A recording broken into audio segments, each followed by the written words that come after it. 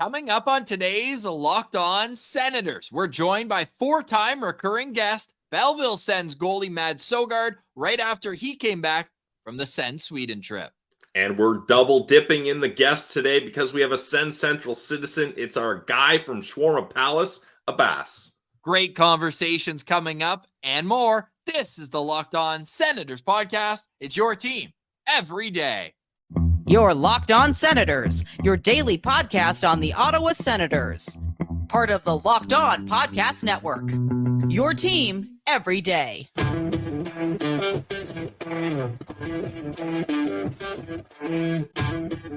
I'm Jake Sanderson, and you're listening to Locked On Senators podcast.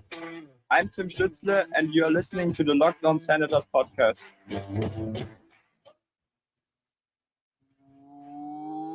Welcome inside episode 923 of the Locked On Senators podcast. I'm Ross Levitan on the outskirts of enemy territory in Winnipeg, Manitoba, alongside Brandon Piller up in the Blue Mountains. You can follow the show on social media. We're at SensCentral on Twitter, LockedOn.Senators on Instagram. The show is free and available on all podcast platforms, including on YouTube, where a like, comment, and subscription go a long way to helping the show grow. Today's episode is brought to you by Shawarma Palace because I love it so much. Today is Thursday, November 23rd, and now it's the day before the storm. The Senators have been off for so long, and now we're getting ready to buckle into a busy stretch leading up to Christmas.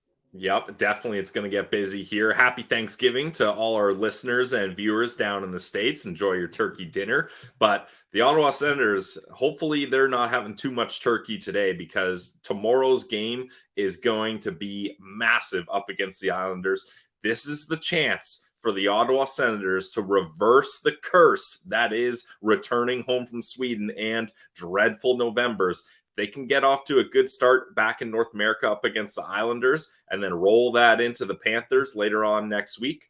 I think this team's going to be looking good, Ross. It's been so long, it almost feels foreign that the Sens have won 4 of their last 5 games. We also, our guy, Alex Adams, SensCentral Citizen, had boots on the ground at practice today, and Keith Tkachuk is in town. So a big day coming for Brady Tkachuk. I feel he's going to be all over the score sheet. We'll, of course, have all of our pregame shenanigans tomorrow on Locked On Senators. We'll be back to our midday drops. Appreciate everyone for sticking with us for these evening ones throughout the week. But Pilsy, it's going to be a fantastic week, but a great way to get out of this time without Sens hockey is to bring on some people who have been in the mix. Abbas and Shawarma Palace have been partnered with the Sens. We get into that and our relationship with them and our classic SensCentral Citizen question lines. And also Mads Sogaard. We said that Dr. Bob was going to put an exclamation mark on our Sweden coverage, but why not go right into the locker room with Mads Sogaard, who was on the trip as a member of the Ottawa Senators. So really fun conversation. Let's get to it right now. Here is Mads Sogaard. All right, we now welcome back a very, very special guest, a now 4-time recurring guest, friend of the show, and reigning AHL goalie of the month. He's back from Sweden, and he's here. It's Mads Sogaard. Welcome back, brother. How you doing today? Good, how are you? Just fantastic. Has the sleep schedule been tough to readjust?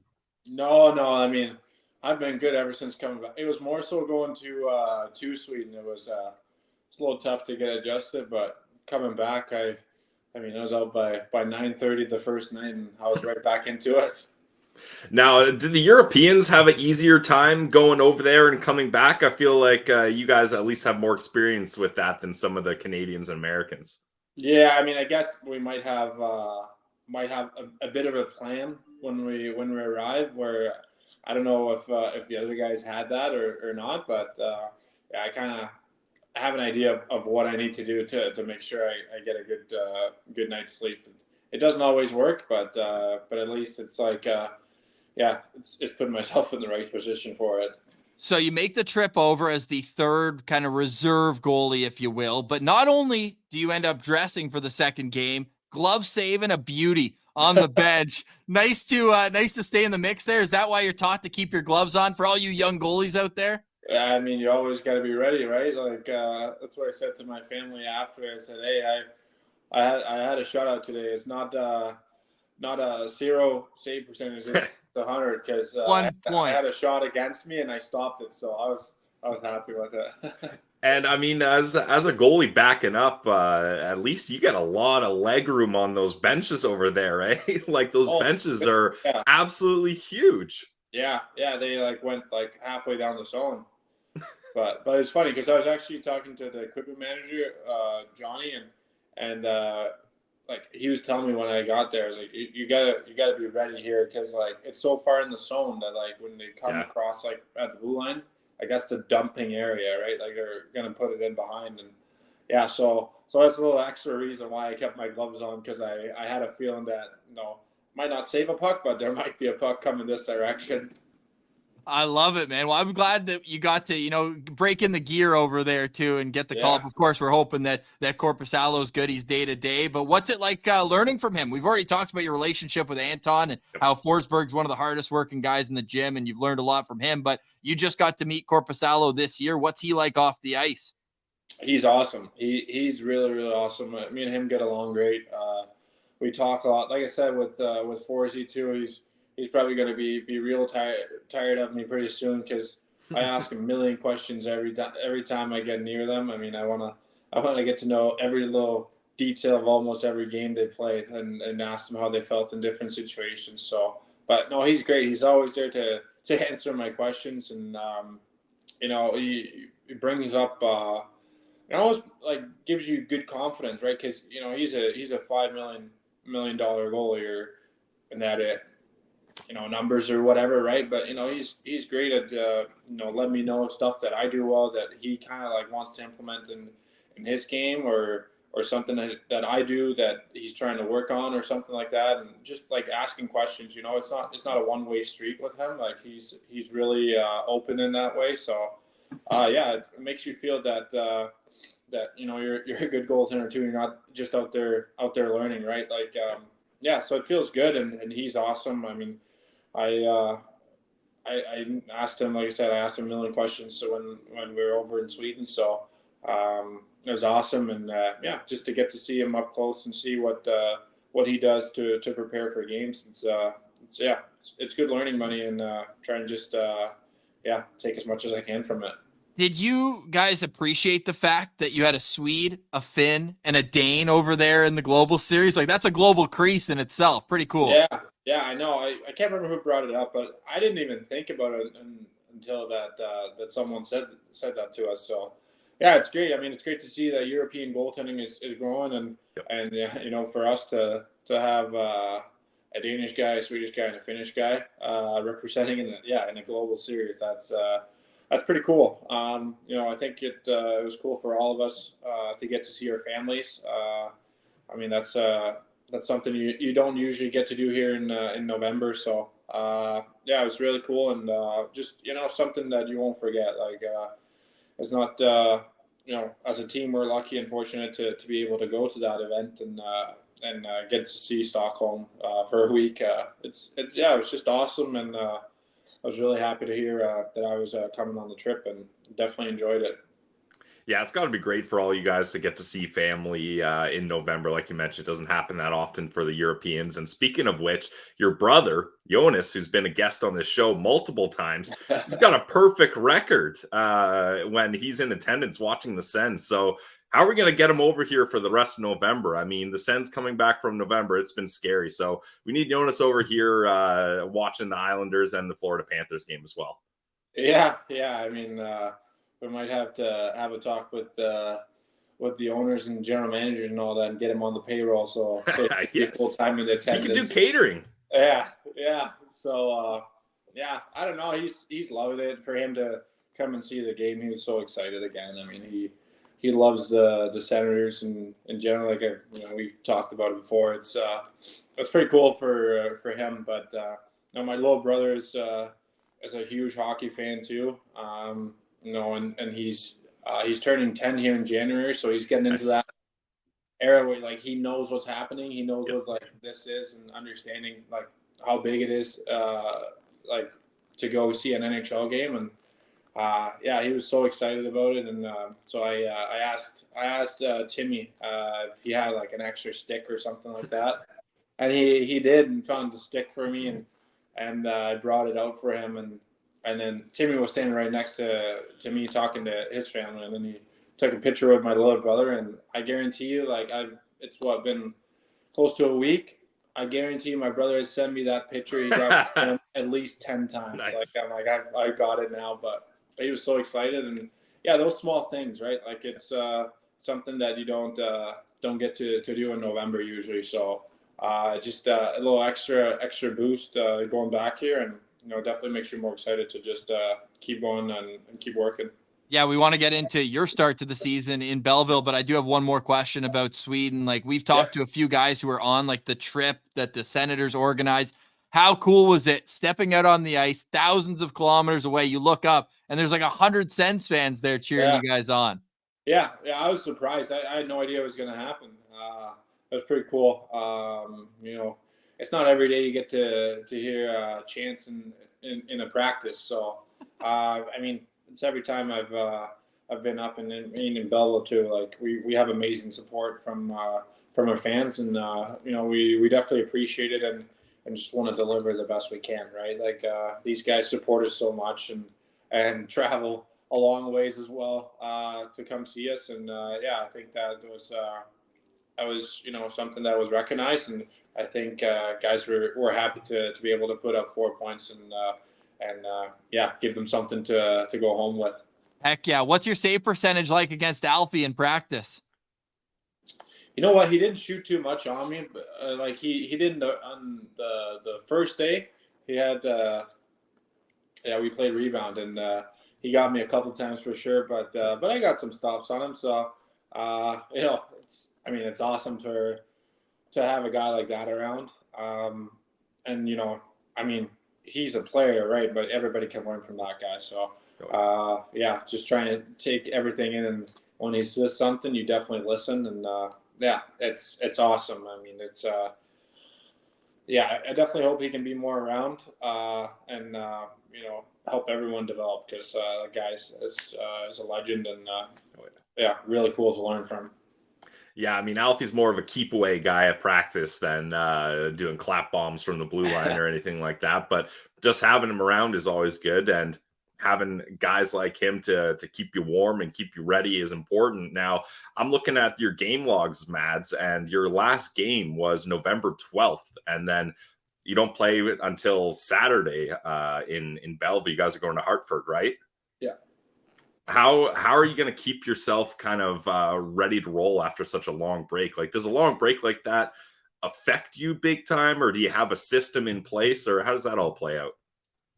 Well, I think it's just about doing the right things, making sure that you take care of yourself, and making sure that I put myself in the best situation possible to succeed.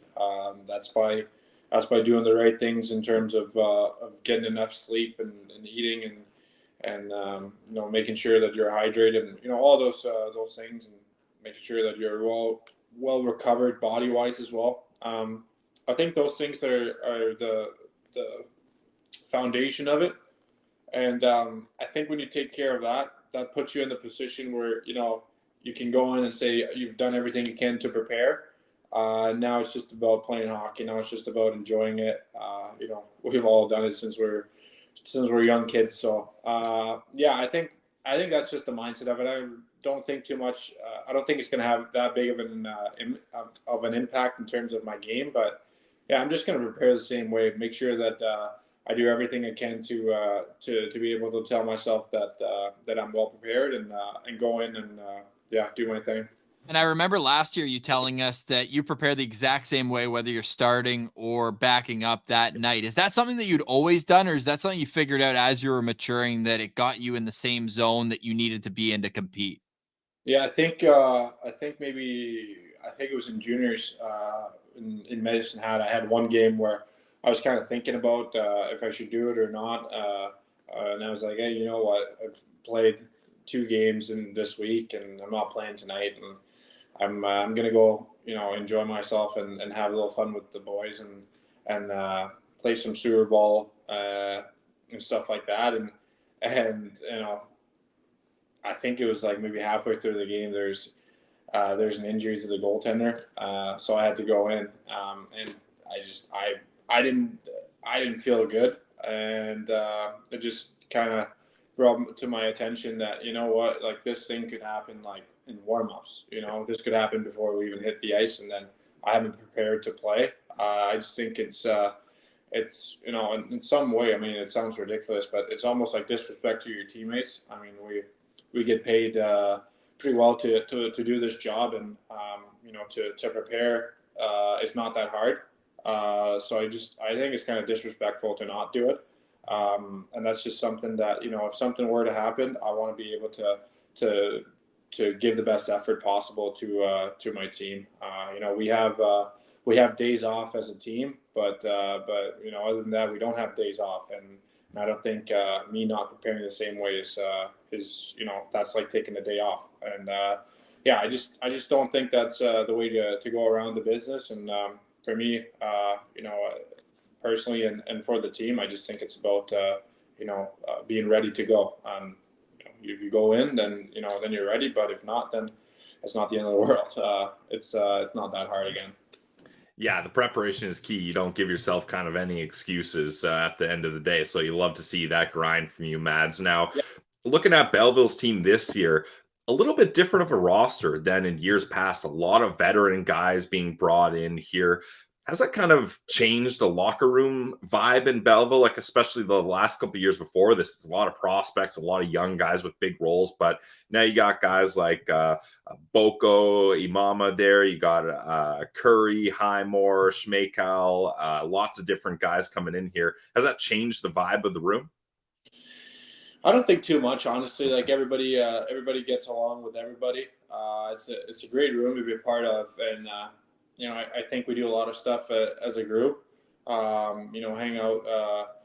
You know, we went to do bowling the other day, and Nice. you know, we just we have a lot of fun together. We do a lot of team activities, and nobody.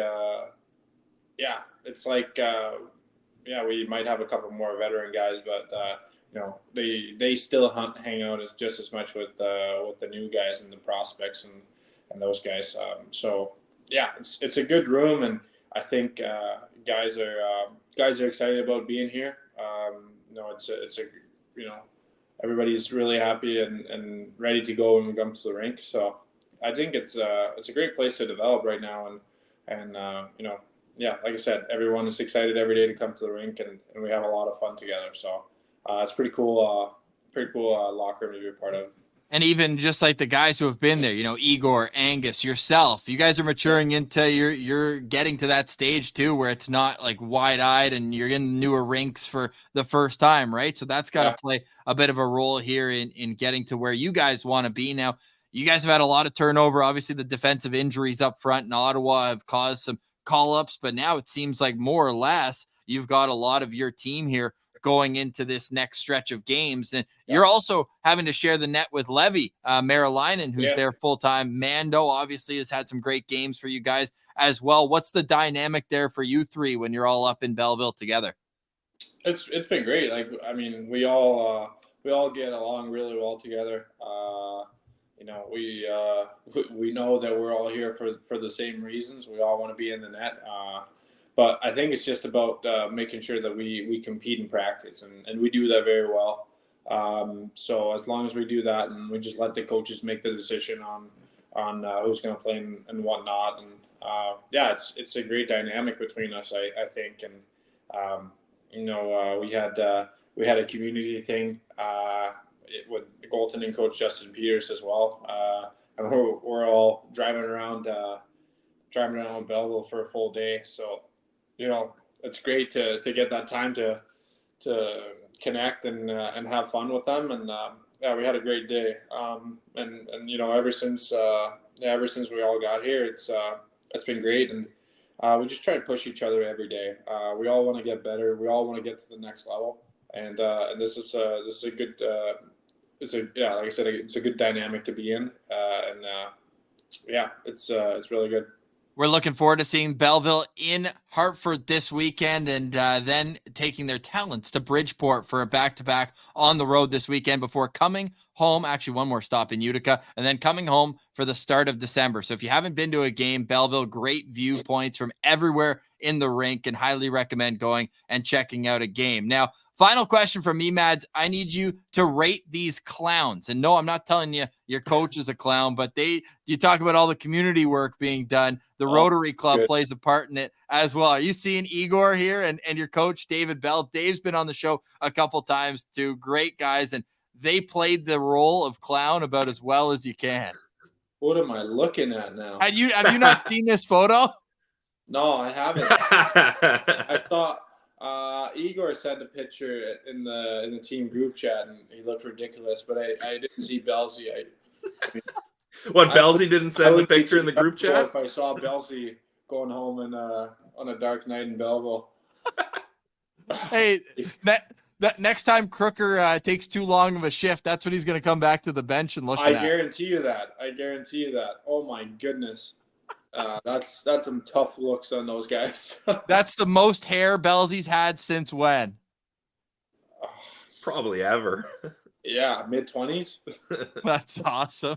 Love that. Hey, what's it been like now? It's been almost a year having David Bell. Give us a thought on what he's meant to the group. Yeah, so last year, with the coaching change happened. I think it happened one game. Right, I got to play one game for Belsey before I got called up, and then I got sent down for the last game of the year. But then that was basically it. So for me, it's been like it's really been the start, like from the beginning of the season. I mean, you know what to expect with him. He's always going to be super prepared. He's always going to have a plan and know what we got to do to be successful. It's been great. I think it's a great vibe in the locker room, and he's definitely a huge part of that. So it's awesome to have him, as a coach, and he's been real nice to me as well, in terms of letting me know with games and what he expects out of me. So it's been great, and just excited to keep moving in the right direction with him, and hopefully be able to provide him with some good goaltending as well. So it's awesome, and I think he's fit into the job right away, and guys are really happy with him for sure. Yeah, we've had him on the show a couple times. He seems like a straight shooter. He's going to tell you how it is. So that's a lot of players like that in a coach. Now, final question for me, Mads, is all the Europeans were stoked about the paddle tournament over in Sweden. Are you a big paddle guy? I could see you being good at that. I mean, you got the wingspan, you got the range, the mobility. Like, what's your paddle game like? You know what? I wish I got to go. I was one of the few guys that didn't go because me and Artem Sub, he was returning from injury. Oh, okay. So he had to skate, so I skated with him. But I wish I was able to go. But no, we think you could have beat Alfie? That was the champ. No. I'm not even close to that. Too tall to move my body that fast, and you've got Brady though. You've got Brady beat though if you're going head to head with the captain. I don't know. Like, I gotta see his paddle game first. Like, I don't think I'm that strong. I remember playing in the summers, and I play with Nikolai Ehlers, and nice. We do we play like all the guys that work out at the gym, and he's the best. And you usually pair the best with the worst, and I somehow end up with him a couple of times. So not too pleased about that, but I think I'm better than what I get credit for. So okay, I'll just do a little underdog story.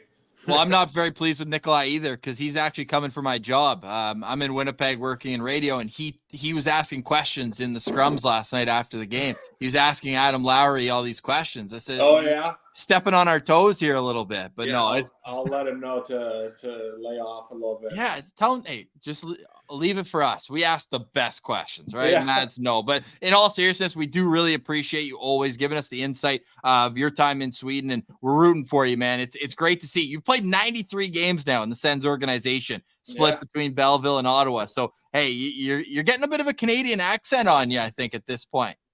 I should. I've been here for a long time now, so. Yeah, if you include Medicine Hat too, eh? Yeah. I've been in Canada for a long time, so it should be coming along at some point, I guess. That's awesome, man. Well, we'll do this again down the road. If we don't see you, have a great holidays, and we'll regroup. Well, you're coming to Belleville, or you're coming to Manitoba early in the season, so I'll make sure to be boots on the ground for that one. And keep up the great work, man. You got goalie of the month for a reason. You've now been NHL rookie of the month, AHL goalie of the month here, and now we're looking forward to what's next in your career. So thanks for doing this, man. Yeah, thanks, guys. Hope you enjoyed our conversation with Mads. Really fun chat and Pilsy. Before we get to our friend Abass, how about a quick word from our friends at Shawarma Palace? Ooh, I love Shawarma Palace, Ross. Every time I come back to Ottawa, my home away from home, the first thing I'm thinking of, obviously Sens hockey is in the mix, but once my tummy starts rumbling, I'm heading over to Shawarma Palace to be fuel-filled, as you like to say, Ross, because if there's one thing about Shawarma Palace, and we talk about it with the Bass, is they do not skimp out on portion sizing. Shrinkflation, not at the Palace. So eat like a royal, whether you like the platter like Ross, that's going to feed 2 people, possibly at least hit you with 2 servings. If you can finish it in one go, let us know. That's got to be some kind of trophy you get there. Or you're like me, you like the sandwich, or you want to try something new, going with the shawarma poutine, one of their new favorites. You can always find ways to stop your hunger in a delicious, fresh way at Shawarma Palace. Check out any of their 7 locations around Ottawa, and you can also deliver them right to your door. So check them out, guys. Shawarma Palace. All right, we now welcome on this week's SensCentral Citizen. We are going to one of my favorite places on earth. Joining us from Shawarma Palace, it's Abbas, the co-owner and operator of Shawarma Palace, and this is a must-watch interview on YouTube. I want to steal that hat virtually right off. My 2 favorite things, Senators, Shawarma Palace, all in one. Abbas, welcome to the show. How are you doing today? Good. Thanks for having me. Man, since the first time we met, we've been talking. We have to get you on the show because as much as you love shawarmas, you're just as big of a hockey fan, you were telling us. Oh, yeah. So when did you start following the Senators? Probably 07, I would say. So like right when they start, that's a good year to start. The pizza line. That's when the love started.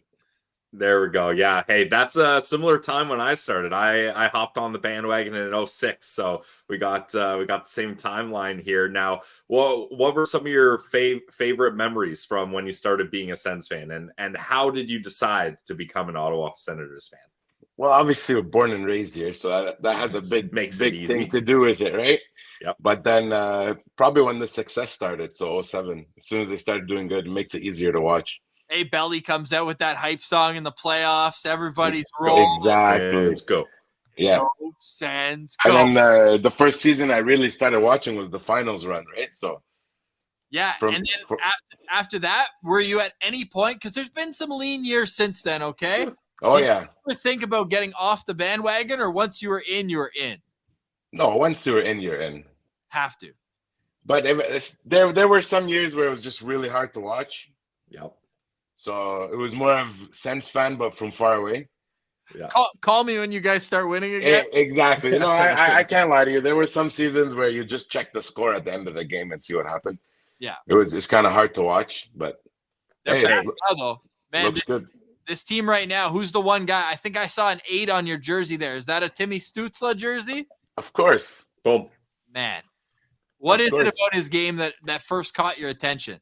You know what? Stützle actually helped me fall back in love with the Sens, if that makes any sense. I mean, Because after Carlson was rough years, right? yeah. After that 2017 run, it was hard to watch. So for you, you like the skill players, eh? You like the dangles, everybody. You know what? I tell all my friends, Stützle just passes the eye test. Yeah. When you're at the game and you're looking for somebody, like I know Brady's good, Josh is good, they're all good, but Stützle's that one guy you're looking at like, wow, you know? He has And As a Sens fan, we haven't seen that really since Carlson, right? Yeah. Like the list to me, it's probably like the guys who have brought fans out of their seat the way that he did. Carlson's at the top, like the highlight reel plays. And then it's like Hossa and Spezza. Like I thought I was gonna say Spezza, Carlson, Stutzler for me. That's it. Like even Alfie played more of that like meat and potatoes, like get in your face, slap shot, all that. Alfie's more of just a good hockey player all around. But you see Stutzler wheeling, you're at the game live. It's different. It's Hollywood, eh? It's different, man. It's nice this year to see everybody talking about him, because year 1 and 2 was just us Sens fans. Now you open, especially that overtime goal against Detroit. Yeah, that was on everything. ESPN, Bleacher Report, that made it everywhere. I saw SportsCenter, the U.S. SportsCenter tweeted out. I looked, they've got like 5 million followers. I was like, the Sens are back. Yeah, that was something else. Man, so it's an exciting time to be in with the Senators brand. Obviously, we appreciate you so much. You're one of like our favorite sponsor on this show. We go to you every time we're in Ottawa, and everybody else does, man, since 97. The place to go in Ottawa. But like you guys are expanding with the Senators at the same time. Like, do you feel this is a great time to be a part of the business community in Ottawa with the new ownership and everything? Yeah, I was talking to my brother about it the other day. I feel like we got in right at the right time. There was a lot of negatives for a little bit there, 2019, 2020. Now you feel like it's just trending upwards, So then how did it come about, the opportunity? Did you reach out to them and say, hey, we want to be a part of growing this? It was, it actually happened over Twitter, funny enough. Amazing. Yeah, it was just over Twitter. Somebody tweeted out like Sens and Shawarma Palace should be like an instant collaboration. And then the tweet kind of just caught traction. And then one of their marketing team reached out, and it just went from there.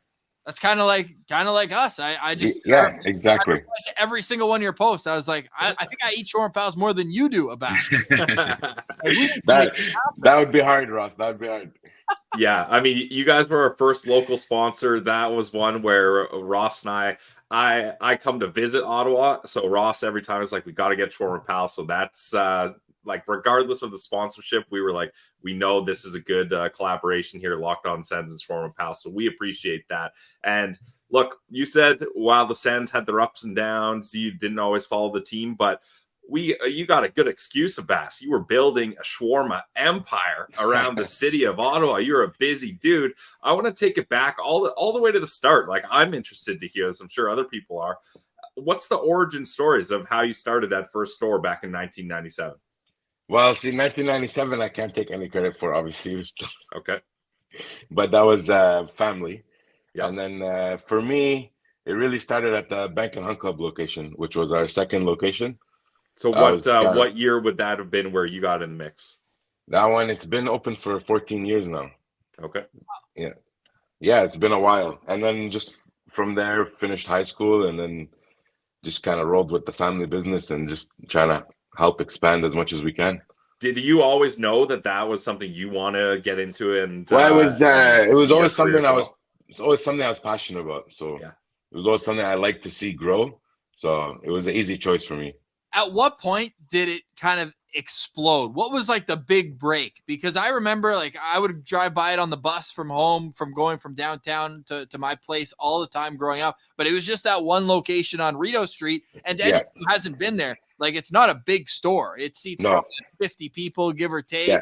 It's more like you come in, you grab it, you go. What point were you like, man, we have something here. We need to really expand and grow it? Like I said, honestly, it was probably the opening of Bank and Hunt Club. It was just such a busy intersection, and Rideau in general is not everybody goes there. If you have a family and stuff, it's kind of a bit of a hard commute. So just opening in the South End, such a heavy populated area, and then it gave the chance for everybody to kind of try the food. So from there, we watched it like really explode. So then we said, okay, we got to try and get in any corner we can so people could taste it. Well, that's the thing. Once you have it once, like I've never heard somebody say, it was okay. Like it's unreal. And what I love too is like the sizes are always like, if somebody was chirping me the other day, Abass, that I don't eat that I don't eat the whole thing at once. I need leftovers. I have my. It's hard. It's hard. Are you a one sitting kind of guy for the platter? No, it's tough. Yeah, it's tough. See, I can't. Yeah, none of this shrinkflation at Shawarma Palace. None of that. You know what? It was when we were younger, it was a little bit easier, but the older you get, it becomes tough. Yeah, no, that's fair. It reminds me of the Mitch Hedberg joke. I see. It's funny enough because I see a lot of the Locked On family. They come in and then the first platter they always get, they're looking at it and they're like, "Holy shit!" Like, Ross wasn't kidding. Yeah, so a lot of them ask me, they're like, "Is this supposed to be for one or two?" And I say, like, technically it's supposed to be for one, but you could very easily share it. Yeah, like Mitch Hedberg had a joke where he's like, I hate New York delis because they put so much meat on the sandwich. It's like, yeah, do you want anything else? Like, yeah, a loaf of bread and some other people. It's like, I need to invite my friends to help me eat this. But dude, it's so good. And like, we're gassing you up, but it's rightfully so. Like, well, it's kind of what we built the brand on. Like, we build it around the quality too, but what we kind of became infamous for was the portion sizes, because if you look at anywhere else, it's probably about 75% the portion. Yeah. So it's kind of what we became known for as a brand, and we just tried to work with it and roll with it there. And one thing that I've been seeing is getting more and more popular for you guys, which is the perfect collaboration: shawarma and hockey, Canadian cuisine, the shawarma poutine. People always are talking about that. They're like, I wasn't sure about this. And then they post it and they try it and they're like, I'm a shawarma poutine person now. So that's been really on the rise. So I got to try that next time. I always never tried get it? the sandwich. I can't get away from the sandwich. It's my go-to. I get it every time, but I'm getting the shawarma poutine next time because it sounds amazing. You know, you can't go wrong. Everybody loves a poutine, and then you add the shawarma on top with the garlic. It's delicious. How new is that? When did you guys put that on the menu? It's funny. That one's actually fairly new. A buddy of mine was out one night and he tried it at a different place, and he came to me and he's like, "You got to put this on the menu like ASAP." Yep. I was like, "Okay, I will try it. I will see how it works." And then from day one, it just kind of exploded. Is it one of the best sellers? What is the best platter? The best seller is definitely the platter. Yeah. The chicken? But the chicken platter, and then probably the trio with the sandwich and the potatoes. And probably right after that would have to be the poutine. The poutine, it's coming. Anything else coming up new that we should be first to know? Well, we're doing the Sens box now on game day. Yep. Yeah, we saw that on social media. Wait, you're already following them, Shawarma Palace, Ottawa. I said the only bad part about following you, Abass, is I can't get it immediately when I see a new post. That's the only issue for me. But are we allowed to tease what's coming in the new year?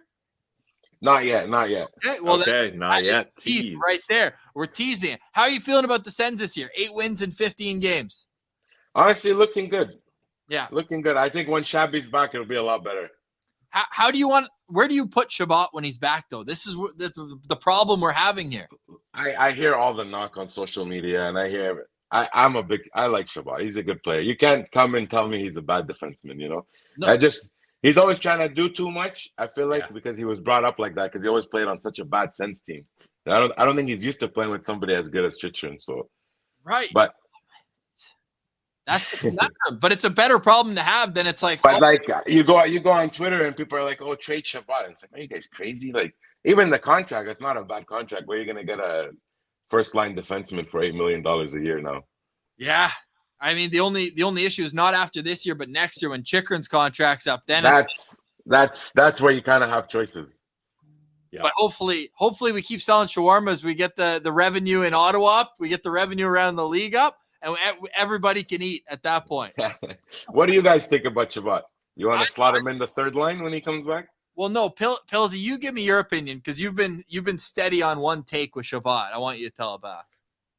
My steady take on Shabbat is he's got to stay on the left side. That's what it is. Like, I don't like experimenting with him on the right side. I like the idea of the pair of Shabbat and Chychrun. Keep Shabbat on the left side. Chychrun's played more comfortably on the right side, in my opinion. What I'm kind of working on, and you guys can let me know how you feel about this.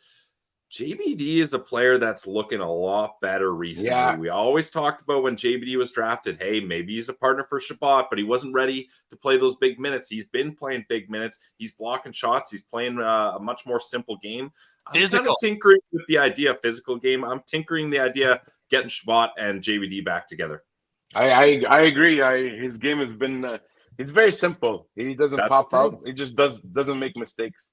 So then that's where things get interesting because obviously your top four is going to play more than the bottom pair, but it's like that left side. Roll the lines. Side if you have Chychrun and Sanderson on the left side, and Shabat, but then is one of them playing 20 minutes a game? You need them all playing 22 or more. That's the thing right now with the way Sanderson's playing. It's like you can't take away a minute from him, right?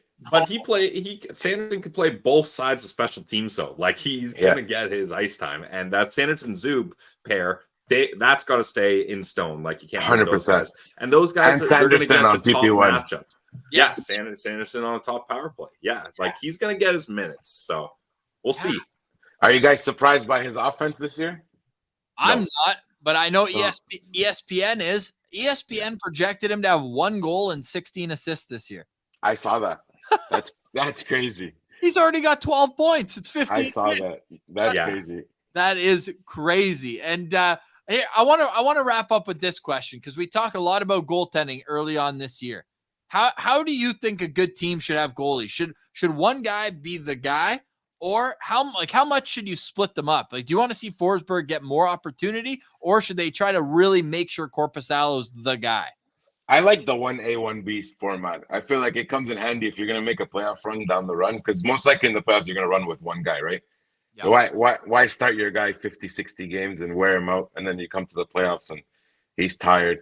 And I like Forsberg. He had a good game in Sweden. So I feel like us Sens fans are so fast to attack. It's they calm down, like hold your horses. It was a bad game in Vancouver. I was there watching it live. It was brutal, but it's like every goalie has a bad game. You watch Vasilevsky, you watch Shesterkin, everybody has a bad game. It's normal. Yeah, that's the thing. And Forsberg, he didn't have enough opportunities to kind of really get going. I'm glad they gave him that spot in Sweden to get his confidence up. Now we'll go from the goalies to the coach. Final question for me, Abass. A lot of Sens fans divided. A lot of people think, okay, it's time to move on from DJ. Others are like, hey, he hasn't lost the voice in the room yet. Keep rolling with him. Keep things stable. What side of that are you on? Keep DJ around or time for a mix-up? I would ride the rest of the season, to be honest. Especially when I see a guy like Brady Tkachuk defending him live on TV and stuff. That shows you a lot, right? Right. Yeah. That shows you that this guy definitely has the room. It's not a matter of did he lose the room or did he lose his voice. That's not the case. And plus, I feel like if you're gonna fire the coach mid-season, you kind of thrown in the towel. Yeah. I mean, another thing is you're probably going to get the best candidates in the summer too, right? When other jobs open up. Like you have seen stories where coaches come in and just do amazing. But I feel like Ottawa's in a little bit different situation than Edmonton. Edmonton had to make that move. They're like, if you look at their team, move, yeah, Edmonton's kind of stuck in mediocrity, right? So it's a little bit different than us, where our core is 24, 25, 26. So it's a little bit different. But I definitely wouldn't do it mid-season. Yeah, that's fair. And with Alfie coming in, I think as he continues to kind of get his footing, maybe that's something that he can be, X's and O's and figuring out strategy. Yeah, you hear that a lot on Twitter where it's like DJ Smith is not an X's and O's guys. You can't really say that because is he not an X's and O's guys, or are they just not executing? Right. We're not in the meetings. Exactly. I would pay so much money, Abbas, to be able to watch the meetings like a 24/7. 100%. And then if you look at the roster as a constructed roster, we don't really have many defensive forwards. No, you're right. So that's why I see all the attack on the forwards, where it's like the personnel, they're not really defensive. Like other than Chartier, maybe, who's a fourth liner, like there's nobody there is known for their defense. Right, which is why you got to get Pinto back, right? Like that's 100%. That's 100%. Help. And then so maybe for you, and I know we're looking way too far ahead for a team that's one game above 500, 15 games in, but you think maybe at the deadline you're looking to add like a guy who's a defensive-minded, cheap, like bottom six guy. That's what you think. I think at the deadline you're probably looking to add like an upgrade over like a Chartier. So like just a real defensive stay-at-home forward. Is Tom Pyatt solidify? Is Tom Pyatt available? Is he still playing hockey? No, I don't think so. Somebody like a Pyatt though. Yeah. No, I hear you. Pills, you got anything else for Abbas? Just keep doing what you're doing, Abbas. I mean, we love Shawarma Palace. Like Ross said, the only problem with Shawarma Palace is we're not in Ottawa to enjoy it every time we see a new post come up. So we're there every single time we're back in Ottawa. It's a guarantee. So definitely we're honored to be a partner with Shawarma Palace. Yeah, our first local sponsor, Abass. We can't thank you enough. Like, that does mean a lot to us, and we're going to be representing the brand as much as we can. And I think, like, what really makes me happy and makes us feel like we're doing our thing is when we get comments on YouTube saying, I didn't know what I was going to have for dinner watching the episode. Now I'm hungry. Yeah. Now I'm going to get Shawarma Palace. So I 100%. want this relationship to grow. I want the Senators to grow. And if you guys can somehow figure out a way to have me eating Shawarma Palace while I'm watching the Ottawa Senators, that's the dream. That's what I need in my life. Make that happen for me. We're working on it, Ross. We're working on it. Okay, great. Abbas, thanks so much for doing this. Really appreciate it. Thanks for having me, boys. Thanks so much. Keep killing it. All right, Pillsy. Been a while since we had a twofer, 2 guests, 1 show, and now it's time for a game day edition tomorrow. And also, we should note that as an American company with Tegna, we could have taken today off, but you knew that wasn't going to happen here on Locked On Senators. Instead of taking the day off, we basically did 2 shows in one with a pair of guests, but I wouldn't have it any other way, Pillsy. Happy Thursday to you and happy Thanksgiving to all of our American listeners. Any final thoughts on today's show? Final thoughts for me is I am so excited for a game day preview tomorrow, Ross.